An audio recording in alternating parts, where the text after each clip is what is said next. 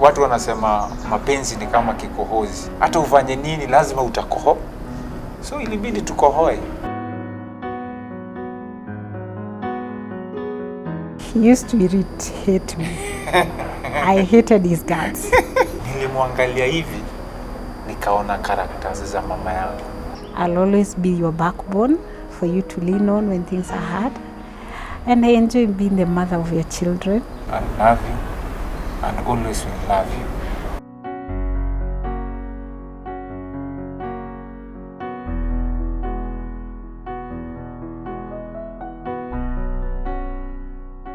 Mimi naitwa Akal Ocheings.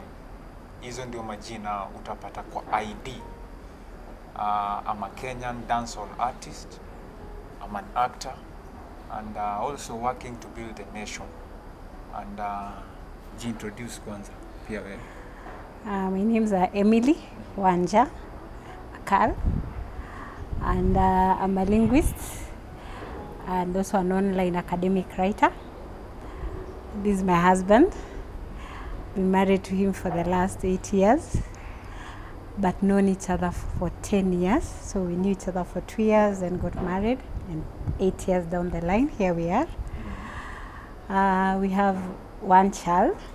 She's about 6 years, sorry. She's 6 years old. She's Kayla Adhiambo Akal.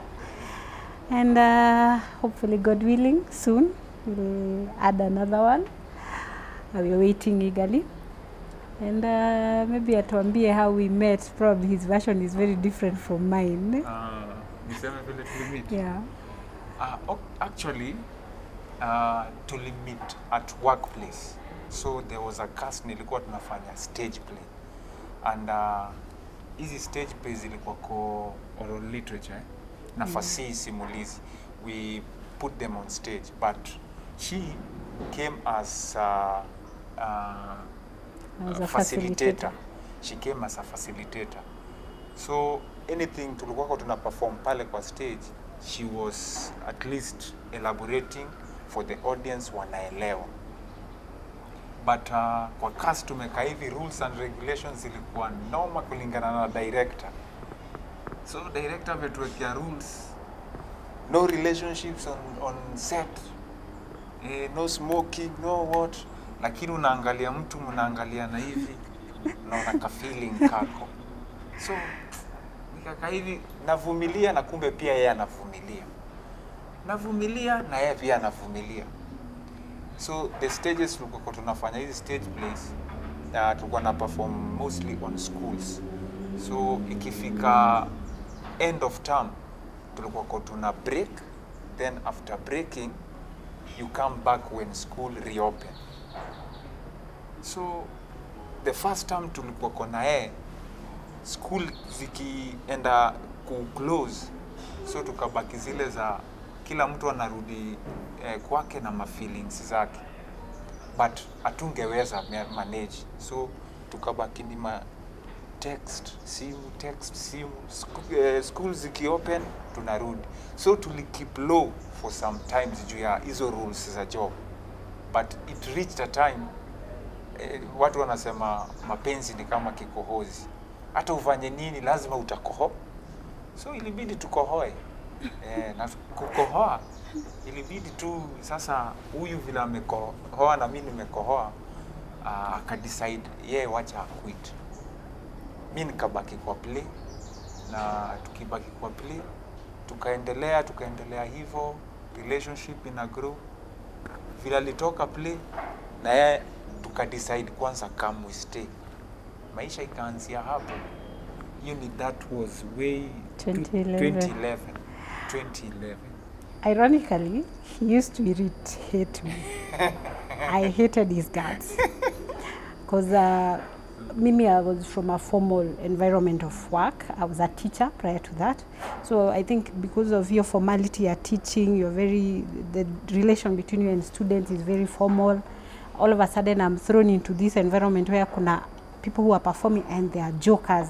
I remember the first day we met in Muranga, walikuja as a crew ya performers, na mimi nimekuja na director. So for me, I expected it was going to be very formal, like I was used to teaching. So when they came and they were cracking jokes and they were all over each other's stories, nini, I was like, who are these? And he was the loudest.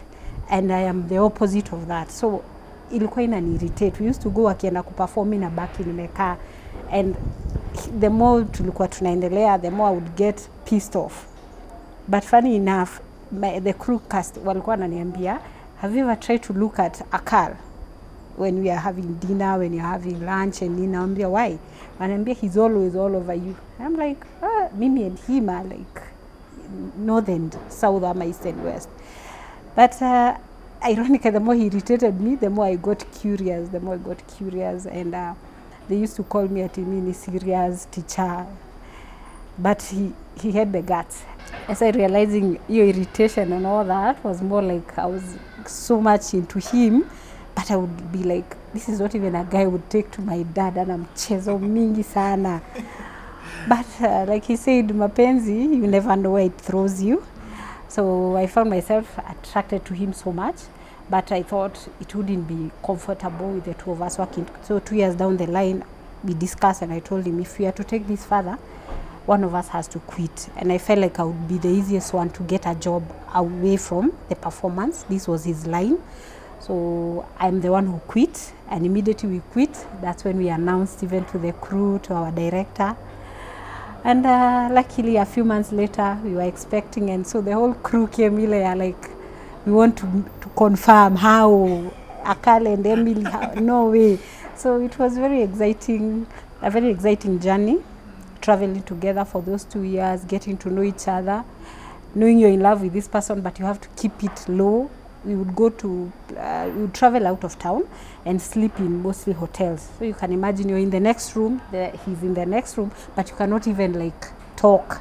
You have to keep it low kabisa, especially for me, apart from facilitating, I was sort of in charge of the group. So I felt like if we showed it, the rest of the crew, that respect that was there, inge disappear. So we kept it down low for 2 years, but after those 2 years, we could not keep it anymore. So we broke it out to them, and I left. And that is how our marriage journey started now officially, meeting the parents and all that.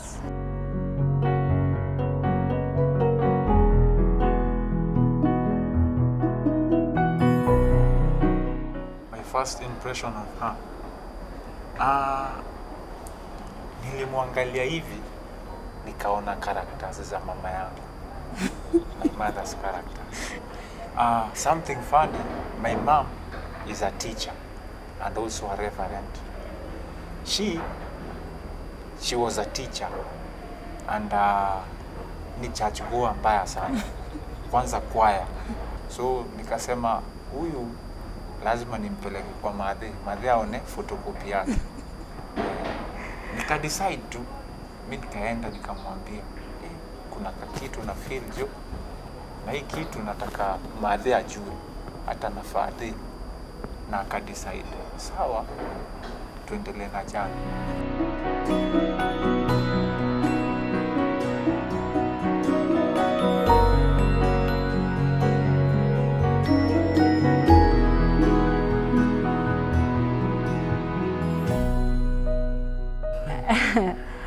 He had, unfortunately, he'd lost his grandma, and when the grandma died, as a group we came together and we decided to contribute some small money, bring it together, and then tumwambie pole, ama tell his family pole on behalf of as colleagues. So when we contributed, the group decided like one of us will represent the team, and funny enough, they chose me to go and represent them kwa matanga. But for them, it was very innocently. They were sending me as, probably because I was in charge of the team and nini. So I'm the one who even collected the money and everything. So they decided to send me. So I came to their home. So for me, I was coming matanga and on behalf of the team. Kumbe yeye, behind the scene, he wanted to introduce me to his parents, and he wanted to make it sort of formal between the two of us. I didn't know. So for me, innocently, I met up with him in town, tukaenda kwao. So it has a Luo name. Mamu. Mamu. So I came and we went, met the mom, the dad, and everybody was there, being a time ya maombolezi and all that. So we stayed up until late hours in the evening. So then he invites me into the house. I was seated with his brothers and sisters catching up. So he invites me to the house, and it was a bit odd for me because I had met them, said hi, given them whatever it was I had brought from the team. So when he called me twende kwa nyumba, I was like, okay, this is odd. So we went and sat, and so he introduced me formally now to the mom. The rest of the guests had left. The mom was there, na auntie yake na babake. So he introduced me, and then I remember those words he told the mom, "Mom, nimekuletea teacher mwenzako." So I was like, he had not told me anything. So first of all, ilinipata off guard. So what does he mean amemletea teacher? Now this is not more about me as a colleague coming in. Now this is me as Emily. So the mom akaniamsha, she gave me a hug, she welcomed me. So it was a bit awkward because now she's welcoming me as a daughter, not as a guest. So I played along the nini. So but after we left, I was like, dude, nini, what's going on? And he was like, no, Mimi, I brought you not just as a colleague, but I wanted you to meet my people because for me this is it. I want us to move to the next step. We have been together like dating for all this time na nini. And ironically, this girl never left, so I stayed behind for 3 days. And actually it became like the company shift because after that we resumed work, and the next break I never went to Nakuru. I came back to Nairobi. So I sort of married myself initially. My parents were not aware at that point. So the moment he introduced me to his parents, that was the formality. Introducing him to my parents came now later, almost 3, 4, 5 months later after I had stayed up with him. But so he kind of ambushed me, couldn't introduce. I think he thought Anita kataa manini sijui, but he ambushed me, and I was already ready for it because 2 years with someone, for me it was, this is it. So if he asks, I will accept. So the moment he told me, for me, my parents wamekubali, they like you na nini, this is what I want, and I was comfortable with it. And I think that's how life started for us after that day ya matanga. Yeah. Based on my experience, advice on dating, I think someone should at least know somebody first before you involve yourself with another person. Mjue kwanza, jua anatoka wapi, yeye aje, ina need time kwanza. Then wacha huyo mwenzako ajifungue at least awe free, na akiwa free she or he can do anything mbele yako. Sasa hapo utafika, utajua mwenzangu akikasirika hivi, akiniangalia hivi, huyu unajua utasoma mwenzako na mnajuana. Then if you feel you can take it to the next level, why not? Yeah. I think for me, never judge someone, because all along, if you had asked me 2 years, 1 year before that, the kind of person I would want to be married to, honestly, it wouldn't have been him. His personality, his character would not have come up. Being a church person, being a very reserved person, I would have probably said, I want someone who is born again, I want someone who is doing this and everything. But when I met him, it's like everything that I thought I would want was thrown out of the window, because I even didn't know by then his academic at level, nini. So it was not about what you have achieved so far, who you are. We met on a level playing ground. So ikakuwa we are judging each other from zero. I don't look at who you are, your past and everything. You don't look at mine. I've just met you. Who are you? Onwards. And then believing in someone. For me, when I went to meet him and where he was staying and everything, he was starting off. He was starting life. So if I was to judge him then, trust me, ningekimbia, because he was basically starting off. But I thank God my mom used to tell me, there's nothing as beautiful as starting off with someone. Actually, because not starting off, I was actually zero. For those who are dating, have a plan, have a vision, but don't judge someone just because they have not reached where your vision should be at. You can work on it. We have worked on it, and I can tell you, for someone who saw us then and where we are now, we've been able to achieve at least 60, 70, 80% of our dreams, and we are still pushing on. So it's doable. It doesn't matter where that person is at, but you can grow.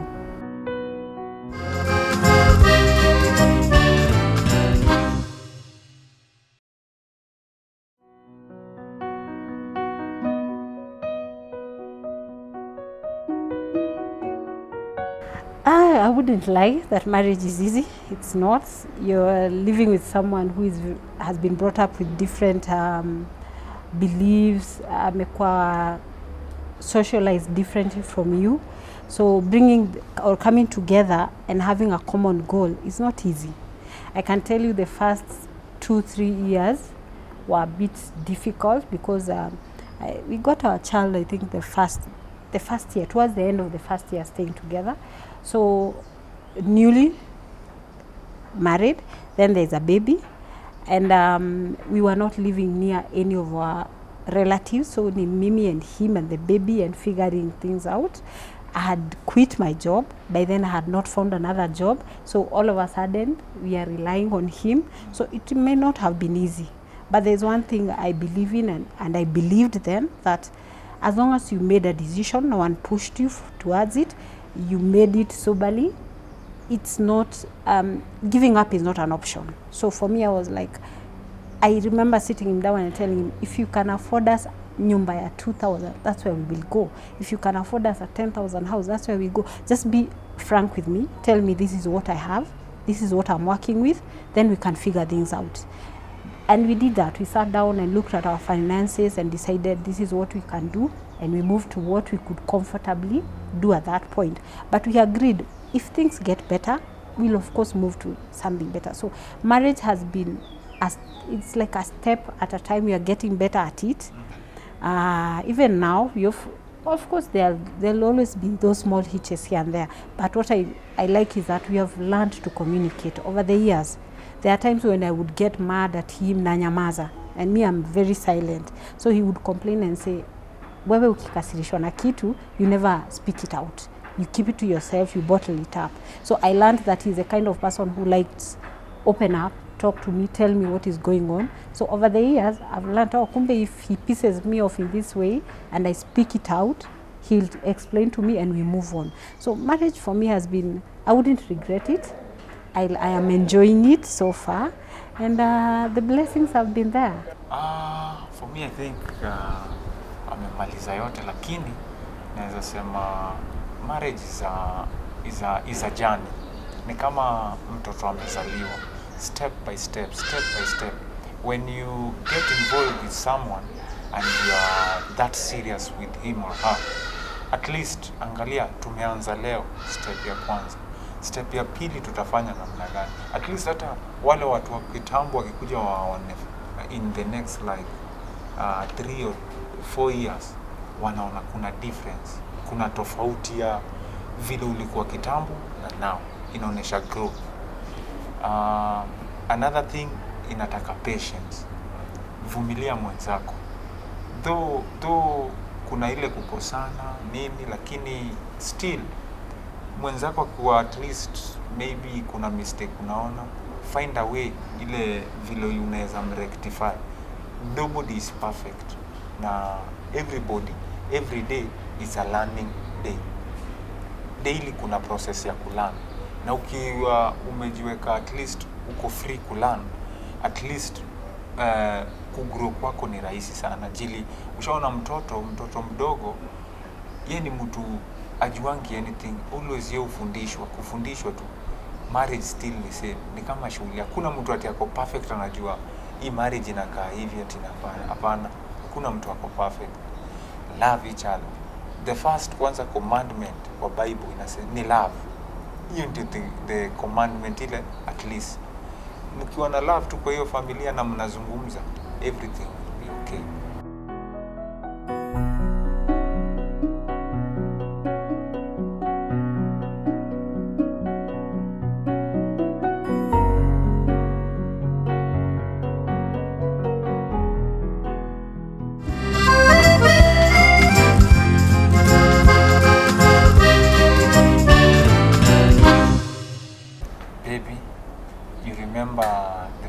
day we met, I told you that we'll be together and grow old together by God's grace. I'll always keep that promise. I'll love you and always will love you. You'll be the only woman in my heart. I love you.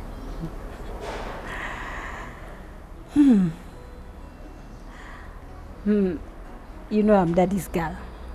And one thing, being a daddy's girl, I learned is that a woman blossoms when she's treated right. And over the years, one thing you've done is you've treated me right. You've made sure that I've not lacked, not financially, not mentally, not emotionally. You've always supported me. And who I am today is because of that. And I appreciate it so much. I love you so much, and you know that. You know, I told you, I'll hold this family even when you're down, even when you're broken. I'll hold us together.